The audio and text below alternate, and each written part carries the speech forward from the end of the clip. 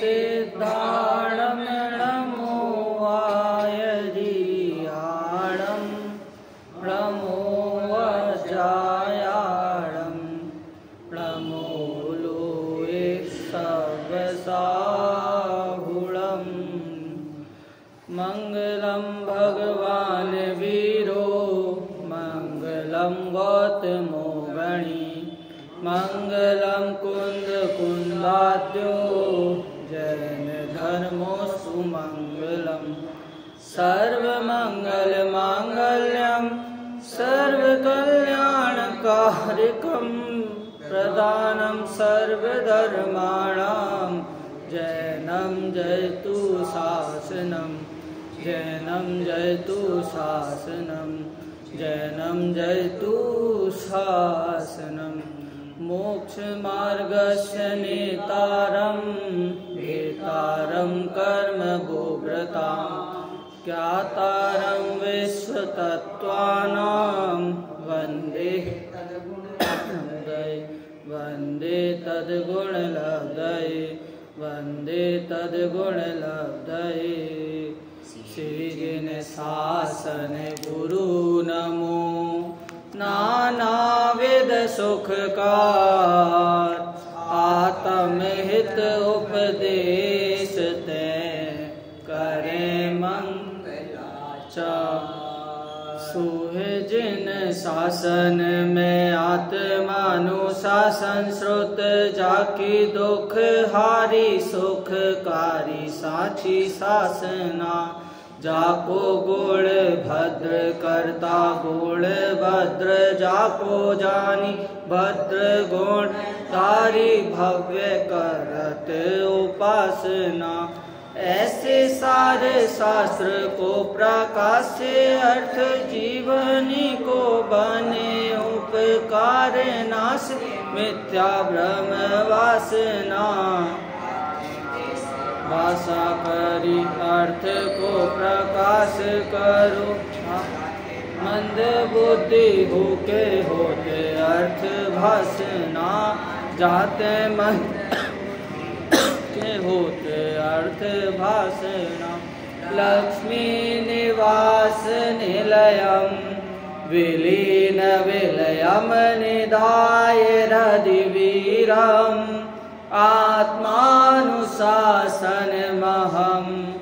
वक्षे मोक्षाय भव्यानां जो लक्ष्मी के निलय रूप उन अविनाशी उर्धार ग्रंथ रचूं आत्मानुशासन भव्य जनों को है शिवकार।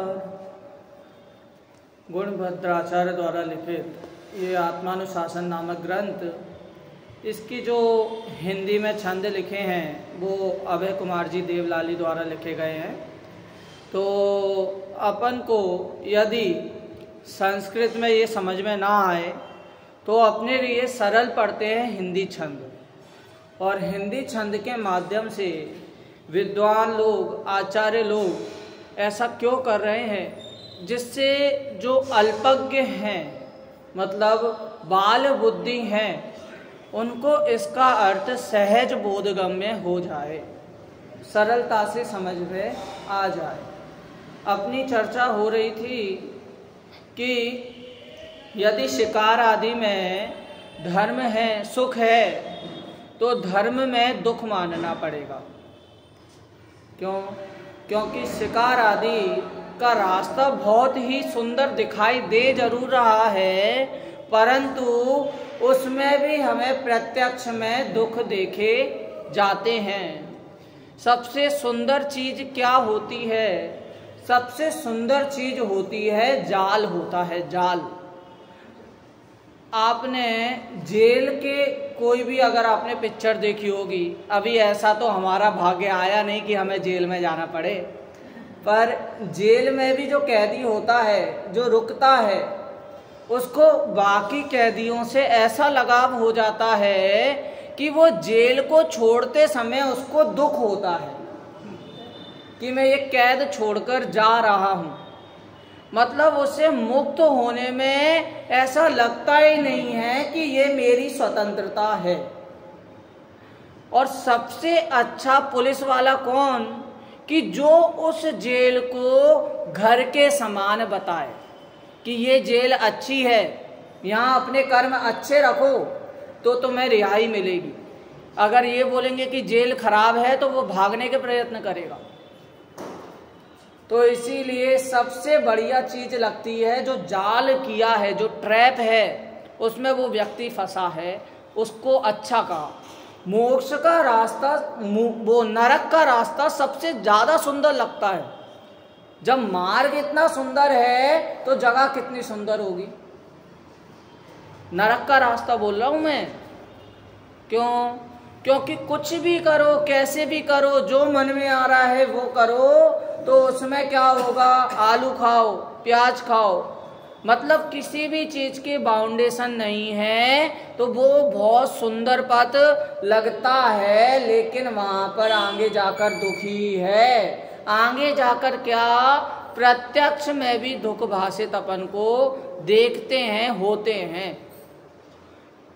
तो अभी सबसे पहली बात अब यहाँ पर आएगी कि शिकार आदि की बात हुई तो यहाँ तो हिंसा की चर्चा आ गई कि हिंसा में पाप नहीं, हिंसा में सुख नहीं है, पाप में सुख नहीं है।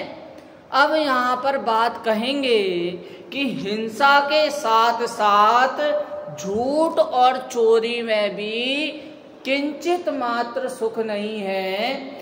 झूठ और चोरी के त्याग की यहाँ पर प्रेरणा आचार्य देव देंगे। देखिए उत्थानिका में क्या लिखते हैं, हिंसा के त्याग रूप व्रत में दृढ़ता उत्पन्न करने के बाद झूठ और चोरी के त्याग रूप व्रत में दृढ़ता उत्पन्न करने हेतु आगामी छंद कहते हैं, उनके त्याग की प्रेरणा देते हैं। आर्या छंद है, सभी एक साथ यहाँ पर पढ़ेंगे। पै शून्य दैन्य दंभस्ते या नृत पात का, पै शून्य दैन्य दंभस्ते या नृत पात कादि परिहारात लोक द्वय हित मर्जय धर्मार्थ यशः सुखायार्थम दंभ दीनता चुगली चोरी झूठ और हत्या छोड़ो, धर्म अर्थ यश पुण्य और सुख उभय लोक में प्राप्त करो। मतलब क्या कहा कि भाई 4 प्रकार के जो पुरुषार्थ हैं वो इनके त्याग से ही मिलेंगे।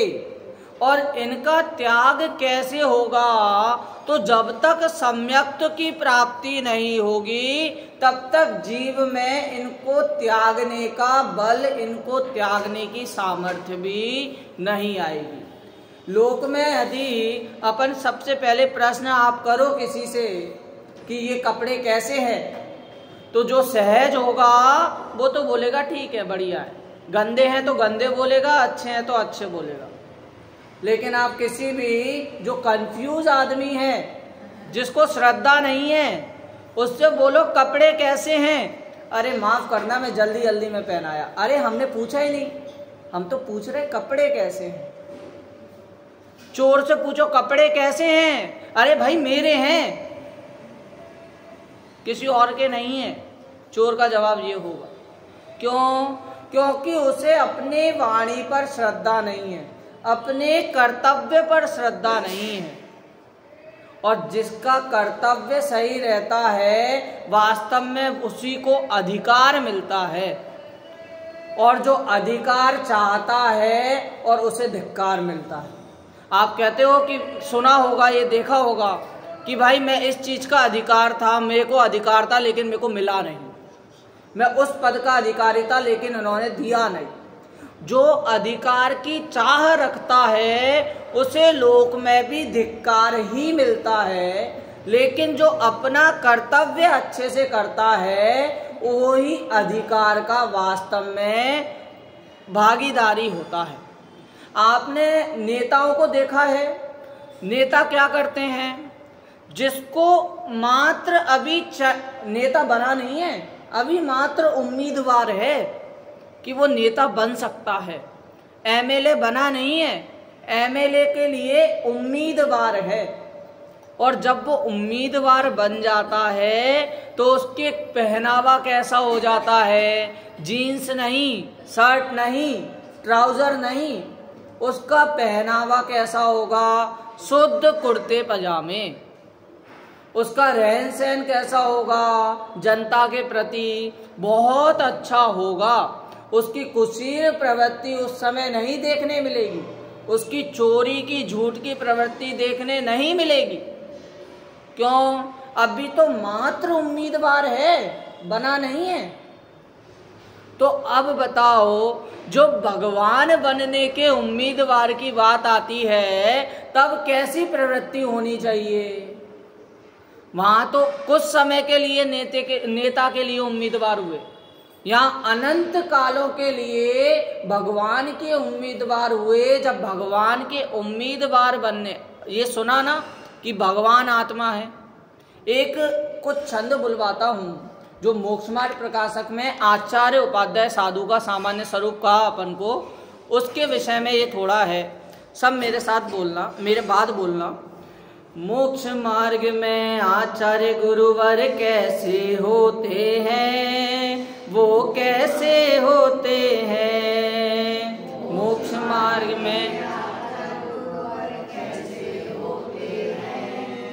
वो कैसे होते हैं। 36 गुणों से शोभित गुरुवर पूज्य होते हैं, आचार्य होते हैं। 36 गुणों से पूज्य होते हैं, आचार्य होते हैं। कैसे गुणों से? कितने गुण? आचार्य के 36 मूल गुण। 36 गुणों से शोभित गुरुवर पूज्य होते हैं, आचार्य होते हैं। 36 गुणों से पूज्य होते हैं, आचार्य होते हैं। दीक्षा वांछक जीवों को जो दीक्षा देते हैं, दीक्षा वांछक दीक्षा देते हैं, जिनके अनुशासन में ही साधु रहते हैं, जिनके अनुशासन में ही साधु रहते हैं। मुक्ति पथ पर चले चलावे पूज्य होते हैं, आचार्य होते हैं। मुक्ति पथ पर पूज्य होते हैं, आचार्य होते हैं। आचार्य की क्या प्रवृत्ति है भाई?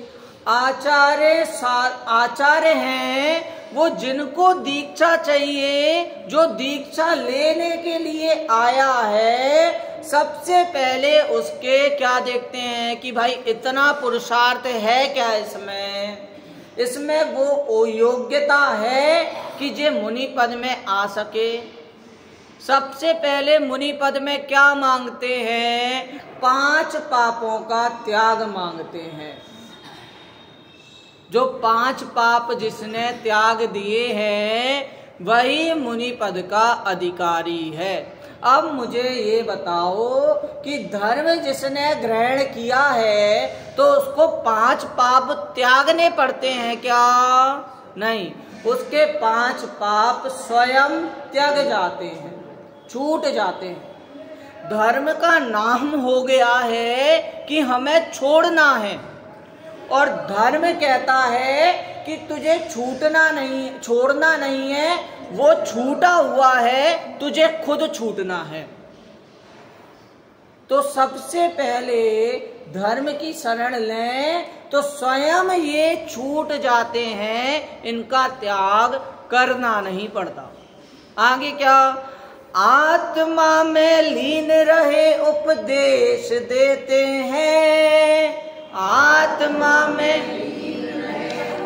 देते हैं, प्रायश्चित विधि से जो शुद्ध करते हैं, प्रायश्चित विधि से जो शुद्ध करते हैं। मुनि संग के नायक प्रायः मौन रहते हैं, वह पूज्य होते हैं। मुनि संग के नायक प्रायः मौन रहते हैं, वह पूज्य होते हैं। बताइए क्या कि यदि मुनिराज के वहां पर आचार्य जो हैं उनके संग में दो प्रकार के मुनि, एक तो युवा मुनि है और एक वृद्ध मुनि है। युवा मुनि को जिसने अभी अभी दीक्षा ली है, युवा मुनि से तो बोलेंगे कि आहार लेने तुम उनको बाउंडेशन देंगे कि इतने अंतराल में जाना, 1 दिन छोड़ के 2 दिन छोड़ के या 3 दिन छोड़ के आहार लेने जाना। लेकिन जो वृद्ध मुनिराज हैं उनकी शरीर कैसा है, एकदम जीर्ण शीर्ण की भांति हो गया है, बहुत पतले दुबले हो रहे हैं, तो उनसे बोलेंगे कि आप आहार लेने जाओ। मतलब एक मुनि को तो आहार लेने के लिए मना कर रहे हैं डेली, और एक मुनिराज को बोल रहे हैं कि आहार लेने जाओ। क्यों? पार्शियलिटी क्यों कर रहे हैं? वो भेदभाव क्यों कर रहे हैं? अरे भाई यही प्रायश्चित विधि है। वृद्ध मुनिराज अपने आत्म कल्याण में लगे रहें तो उसके लिए शरीर भी साथ थोड़ा देना चाहिए। एक जगह तो आचार्य कहेंगे कि शरीर हमारा मित्र है, और एक जगह कहेंगे शरीर से बड़ा दुश्मन और कोई नहीं है। मतलब एक ही आचार्य दो तरह की बातें कह रहे हैं, दोनों एक में कॉन्ट्राडिक्शन है, विरोधाभास है, और तो भी मतलब ऐसे दो तरफा खेल क्यों खेल रहे हैं आचार्य?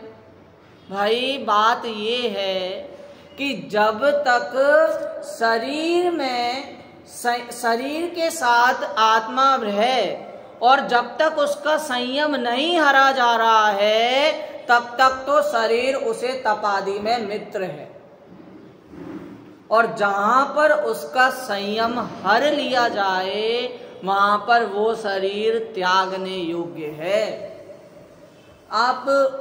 आपने देखा होगा कि जब भी किसी का मरण होता है तो अपन उसके आगे क्या लगाते हैं? स्वर्गवासी, स्वर्गवासी लगाते हैं। और जो अभी स्वर्ग में हैं, जो देव हैं, वो अपना प्रमोशन किस चीज में मानते हैं?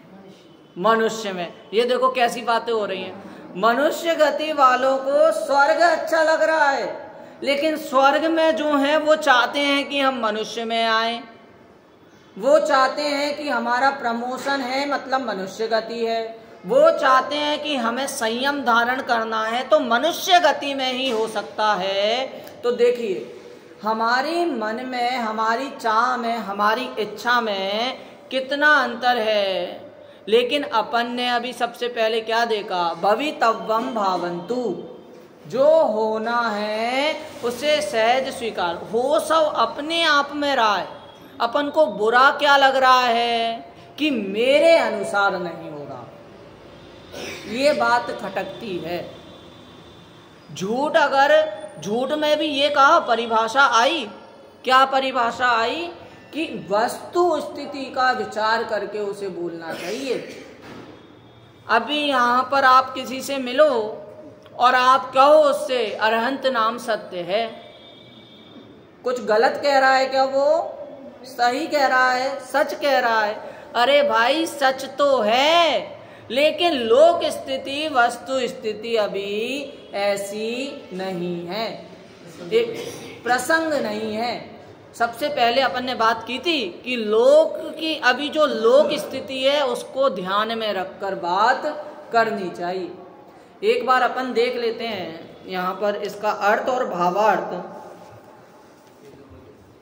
Page number 28, page number 28 last में अर्थ लिखा है। 30 नंबर श्लोक का अर्थ अपन देख रहे हैं। हे भव्य तू दुष्टता और दीनता, कपट और चोरी, असत्य और हत्या आदि पाप कार्यों का त्याग करके दोनों लोक संबंधी हित का उपार्जन कर। धर्म, अर्थ, यश, सुख और पुण्य के प्रयोजन से ये कार्य कर। इस प्रकार हम तुझे प्रेरित करते हैं।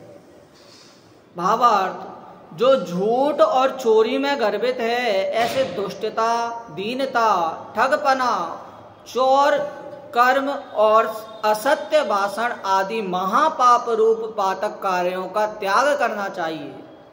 इनका त्याग इहलोक परलोक में हितकारी है, क्योंकि इनके त्याग से अणुव्रत महाव्रत रूप धर्म होता है।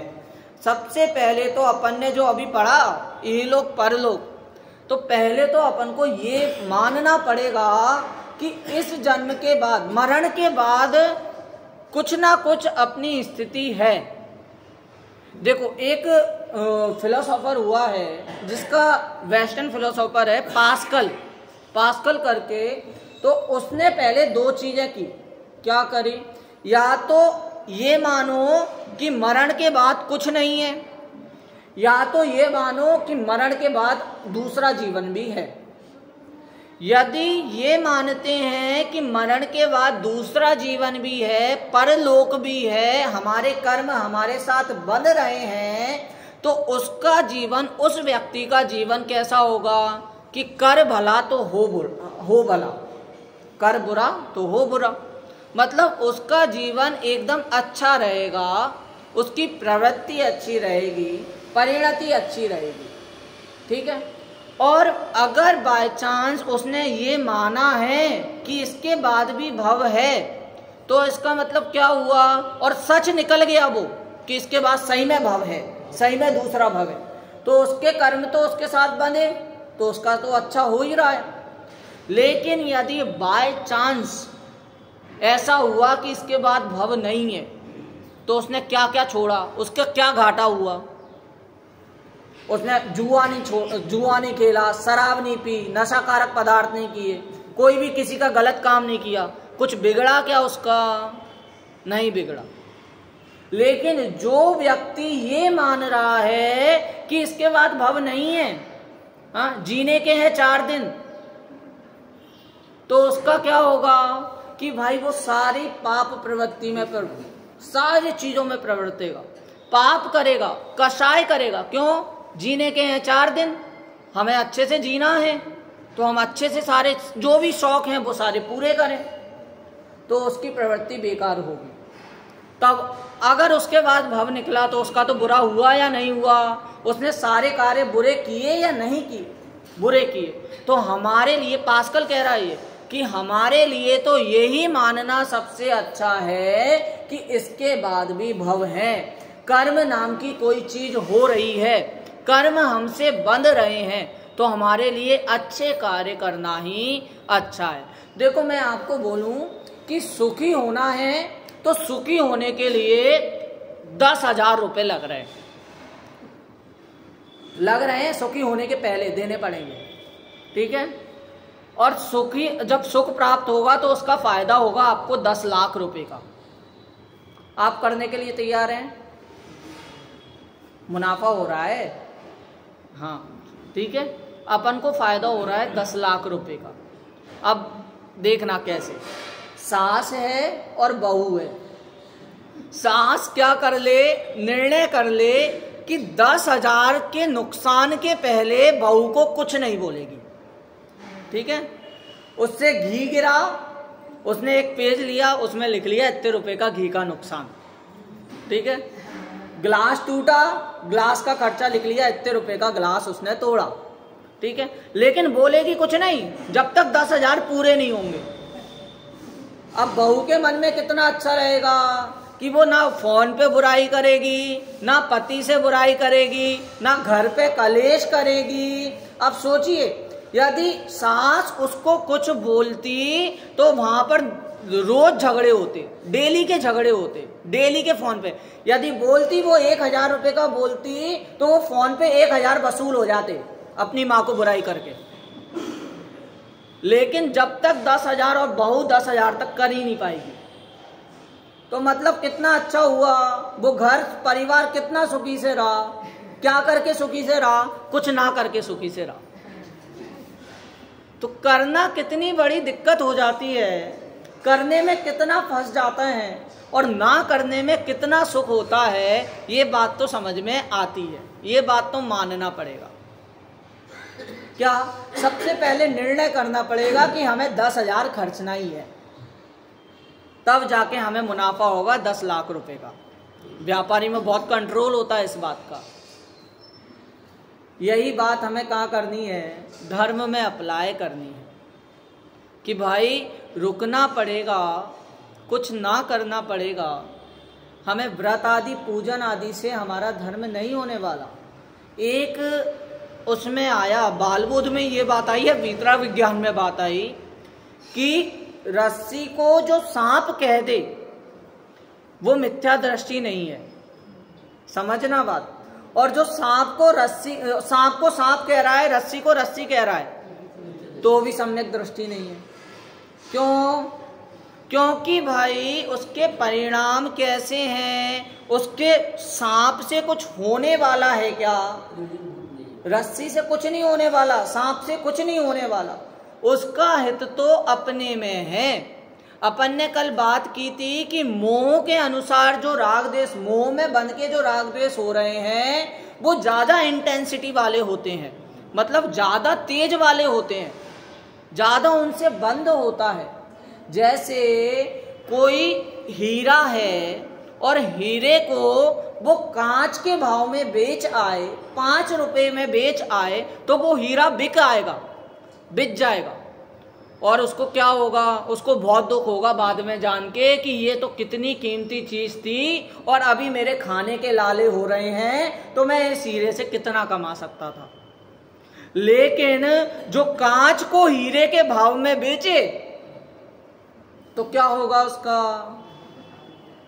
देखना, कांच एक तो वो बिका भी नहीं, ऊपर से पुलिस आ गई, उसको जेल हो गई, जेल होने के बाद वहां पर पुलिस अलग गालियां दे रही है। तो मतलब क्या हुआ?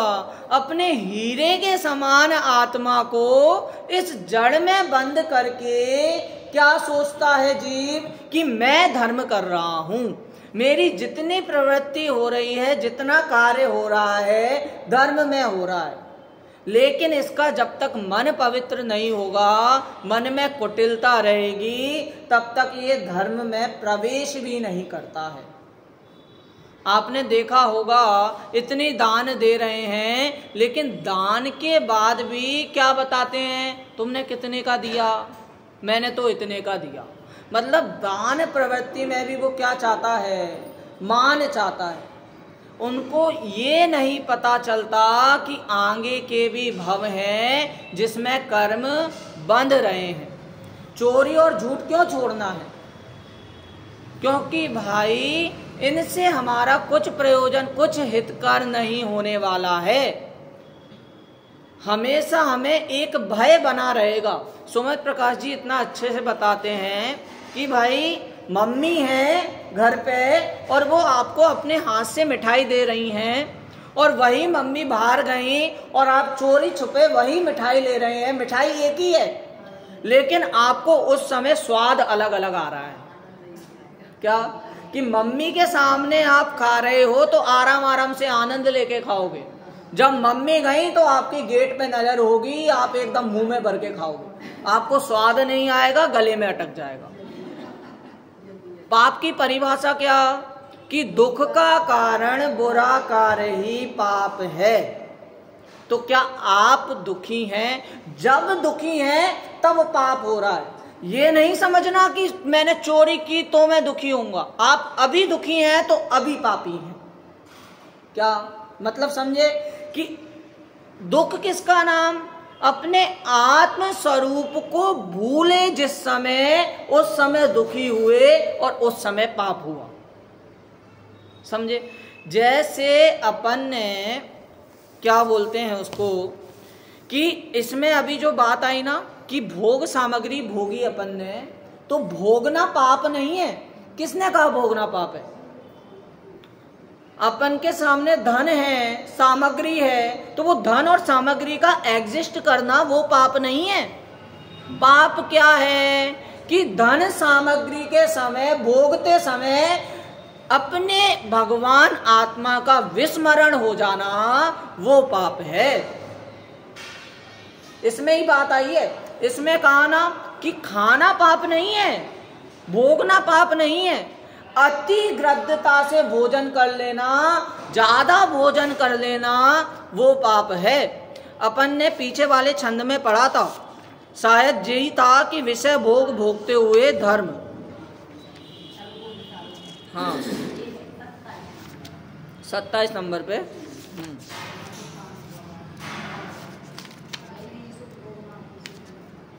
एक मिनट, 25 नंबर। अच्छा, देखो। हाँ, जे रहा। एक बार अपन पढ़ते हैं श्लोक और छंद यहाँ पे।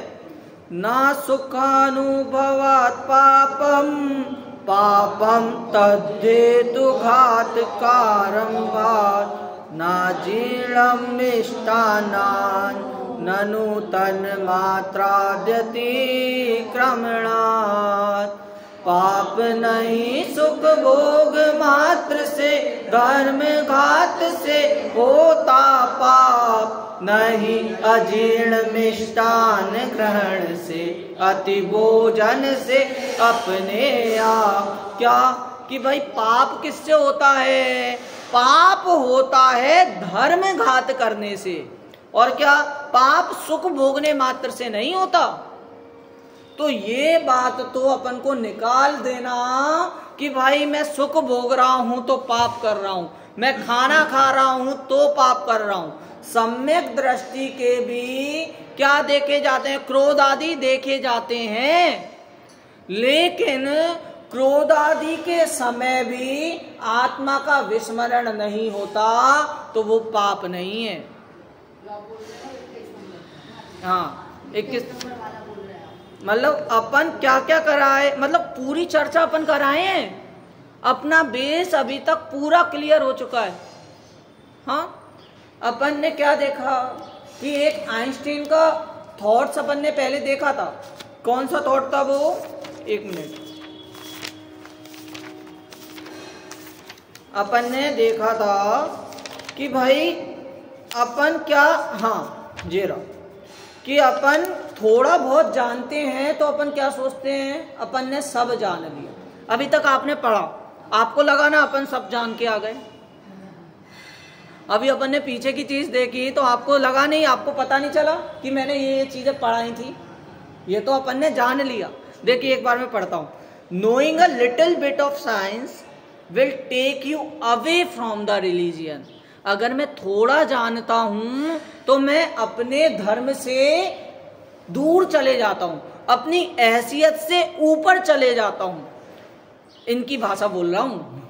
क्या? Knowing a little bit more of science brings you back to the religion. लेकिन मैं आगे जाकर थोड़ा और जानता हूं कि अभी तो मैंने कुछ नहीं जाना है, तो मैं वापस अपने हैसियत पे आ जाता हूं।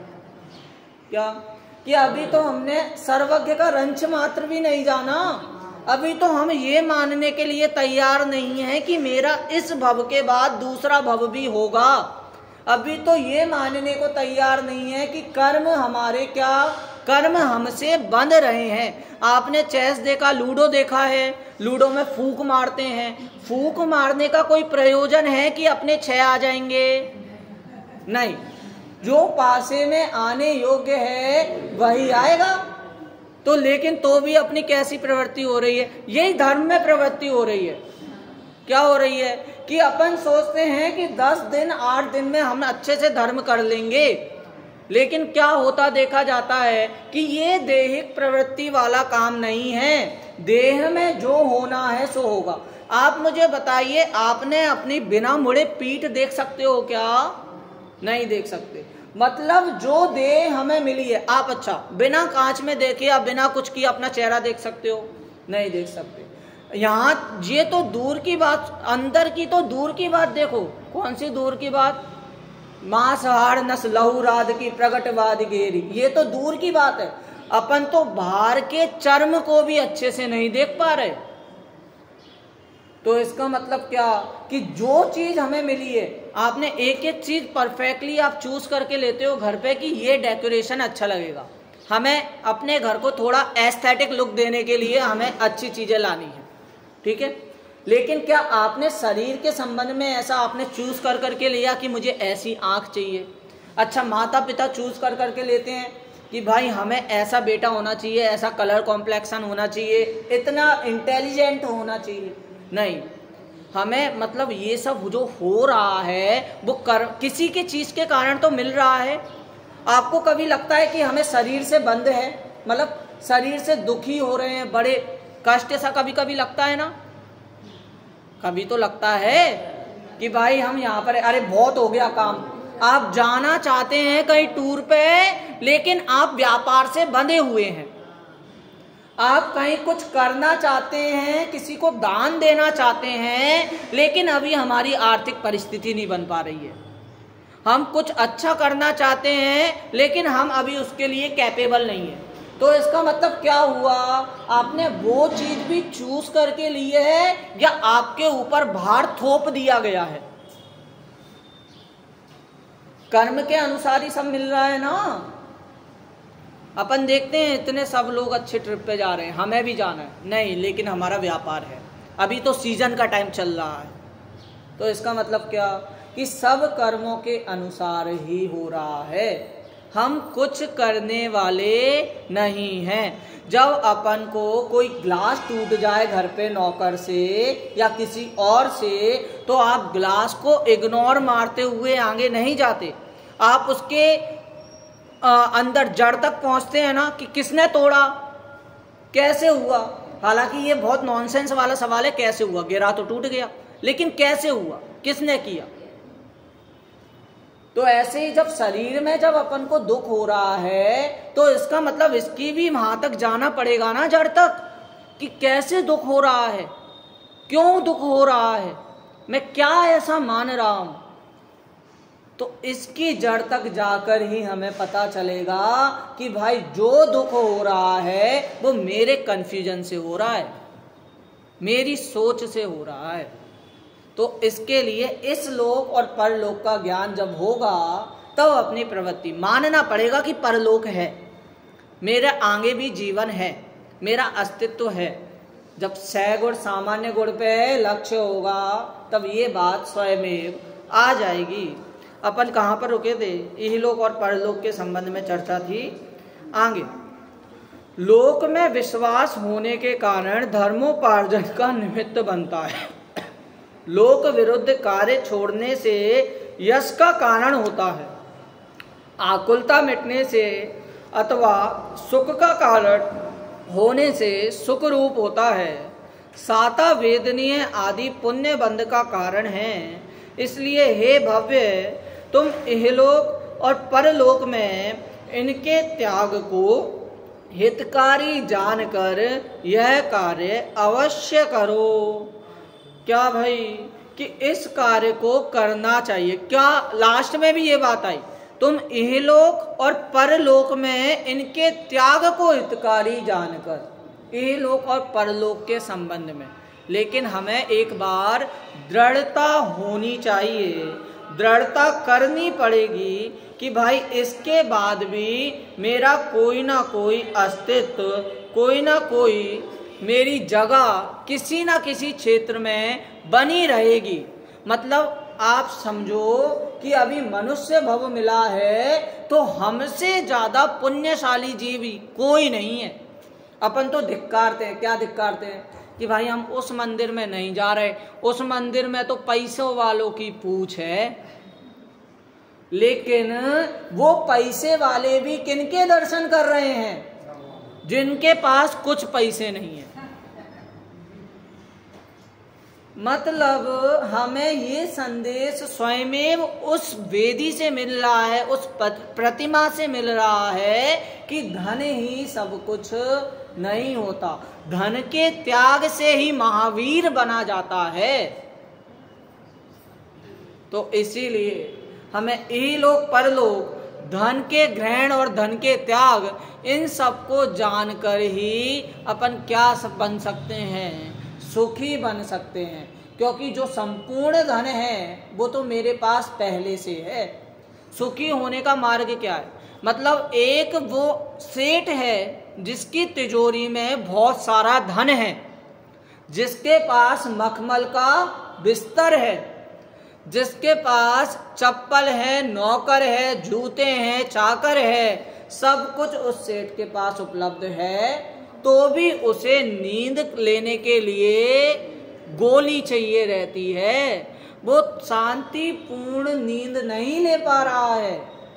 और वहां उसी के घर के बाहर सड़क पर एक भिखारी है जो फुटपाथ पे मच्छरों के बीच, शोर के बीच सो रहा है, आराम से सो रहा है। नींद में पुण्य का उदय किसका मानना चाहिए, उस सेठ का या भिखारी का?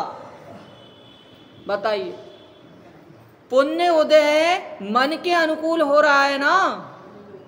अपन ने क्या देखा कि लोक में सबसे ज्यादा कौन है, गरीब है या अमीर है? कौन है बताओ? गरीब हैं। चाचा गरीब है पक्का? आपने अभी तक 1 महीने के अंदर ऐसा कौन सा गरीब, कौन सा दरिद्र देखा जिसे देखकर एकदम दया, एकदम करुणा भाव आ गया? क्यों? क्योंकि भाई अपना पुण्य उदय अपन को क्या ये क्रिएट कर रहा है पूरा माहौल, कि आपको वो पुण्य लगने ही नहीं देगा कि संसार में दुख है। आपको वो पुण्य पता ही नहीं चलने देगा कि संसार में दरिद्रता है, संसार में सुख नहीं है। पुण्य ऐसा जाल बिछा रहा है और उस जाल में फंसते चले आ रहे हैं। पाप में तो इस जीव को धर्म करना नहीं आता, और पुण्य के समय इसके लिए कोई धर्म बचता नहीं है। तो इसीलिए पुण्य पाप आदि ये सब भी आप समझ रहे हैं कि भाई पाप नहीं करना वो पुण्य है, तो लेकिन पुण्य है वो भी तो बंध का कारण है। ये तो पुण्य करेगा तो पाप, मतलब जैसे एक गीजर होता है, गीजर छोड़ो, कूलर होता है, एक छोटा बच्चा उससे बोलो करंट आएगा, उसमें इंडिया में आजकल यही है कि करंट आता है तो चीजें सही नहीं कराते, उसे बता देते हैं कि करंट आएगा। तो बच्चा क्या करेगा कि बच्चा जल्दी से बटन करने की कोशिश, चालू करने की कोशिश, ऐसे करके ऐसे कर लेगा। क्या कि वो सोचेगा कि मैंने करंट को पागल बना दिया, और करंट और मैं समझदार हूं। मतलब करंट सोचेगा ये मुझे पागल बना के चले गया, बच्चा सोचेगा मैं समझदार हूं। ऐसे ये जीव कर रहा है कि पाप करेगा अच्छे से और जल्दी से पुण्य में दौड़ के आएगा। क्या कि पाप समझेगा मुझे पागल बना दिया, ये समझेगा मैं समझदार हूं, लेकिन ये नहीं मान पाएगा कि पुण्य से भी बंद हो रहा है। तू एक ही जगह पर है, वह सुख सदा ही त्याज्य रे पश्चात जिसके दुख भरा।